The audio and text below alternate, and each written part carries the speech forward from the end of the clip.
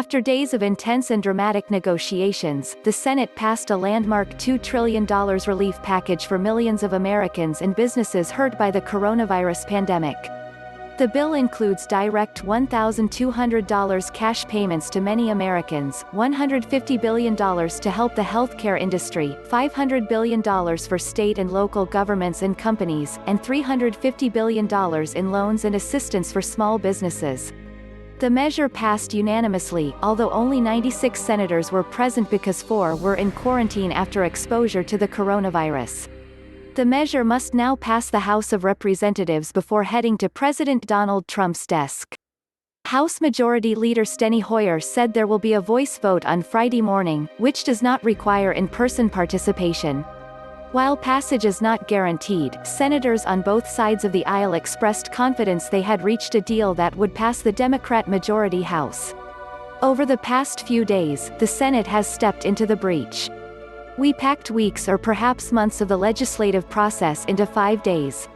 Representatives from both sides of the aisle and both ends of Pennsylvania Avenue have forged a bipartisan agreement in highly partisan times, with very little time to spare, Senate Minority Leader Chuck Schumer said on the floor in remarks preceding the vote. It's been a long, hard road, with a remarkable number of twists and turns, but for the sake of millions of Americans, it will be worth it.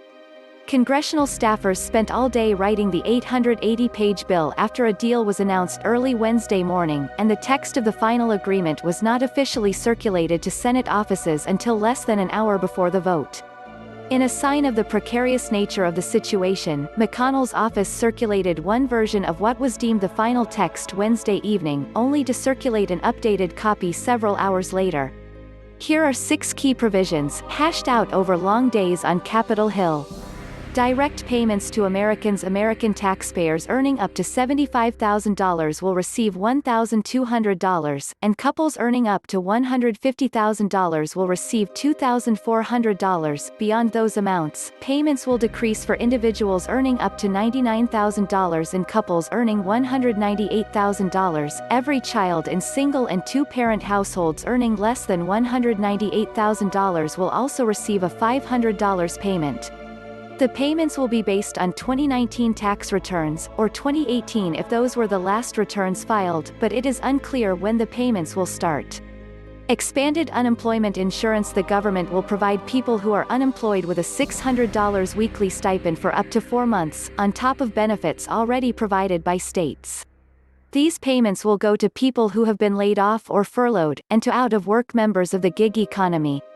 The bill almost hit a snag Wednesday when a group of Republican senators, Nebraska's Ben Sasse, South Carolina's Lindsey Graham and Tim Scott and Florida's Rick Scott, voiced opposition to this provision, believing it would encourage laid-off workers to stay on the unemployment rolls.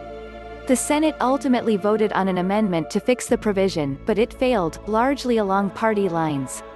$150 billion for health care. The deal allots $150 billion for the health care system and hospitals, which have been sounding the alarm that they will soon exceed capacity and are already running low on critical supplies. $100 billion will go directly to hospitals, and the additional funds will go towards supplies, medical research and workforce increases.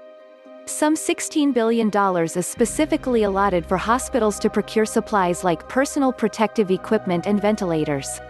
Loans to small businesses. Lawmakers say they are allocating at least $360 billion to help small businesses and nonprofits. Much of that will go to businesses to pay workers, mortgage interest and rent. Pennsylvania Senator Pat Toomey said businesses of up to 500 employees are eligible for this assistance. Loans to state governments and industries. The Treasury Department will create a fund worth $500 billion or more to assist local and state governments and industries hit by the pandemic. The Treasury will also make $46 billion in direct financial assistance, including $25 billion to airlines, $17 billion for national security and $4 billion for cargo. Oversight of corporate use of funds. Democrats fought for stringent oversight of the Treasury Fund, arguing that Trump, Vice President Mike Pence and Treasury Secretary Steven Mnuchin could personally benefit from the funds without anyone knowing. The GOP agreed to appoint an inspector general to oversee the fund, and any businesses controlled by Trump, Pence, Mnuchin, or heads of executive departments or their spouses, in-laws or offspring are barred from receiving loans.